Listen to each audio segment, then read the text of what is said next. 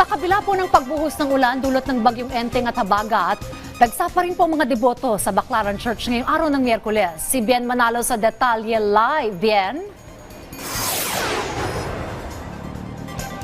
Alam mo, Dayan, hindi alintana ang ambon at panakanakang pag-ulan para sa ating mga kababayan na nagsisimba dito sa Redemptorist Church sa Baclaran ngayong unang Miyerkules ng buwan.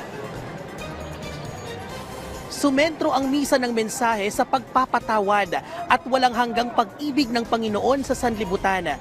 Maaga pa lang ay dagsa na ang mga deboto. Marami sa kanila ay nagmula pa sa mga kalapit probinsya.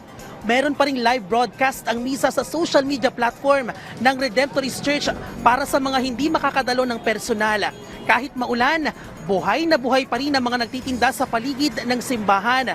Kanina nga ay naabutan pa namin ang garbage truck ng LGU na regular na nangungulekta ng basura sa paligid ng simbahan. May mga nakaantabay pa rin mga pulis sa paligid ng simbahan para mapanatili ang kaayusan at seguridad. Dayan, sa ngayon ay nagpapatuloy ang misa dito sa Redemptorist Church sa Baclaran at tatagal yan hanggang mamayang alas 5 ng hapon. Samantala, update naman tayo sa lagay ng trapiko. Sa ngayon ay unti-unti nang bumabagal ang usad ng mga sasakyan, both north and southbound lane. Dito yan sa kahabaan ng service road sa Rojas Boulevard. Sa tapat mismo ng simbahan, partikular dito sa northbound lane, ito yung mga sasakyan o yung ating mga motorista na papunta o papasok ng Manila. At yun ang pinakahuling sitwasyon dito sa Redemptorist Church sa Baclaran. Balik sa iyo, Dayan. Maraming salamat, Bien Manalo.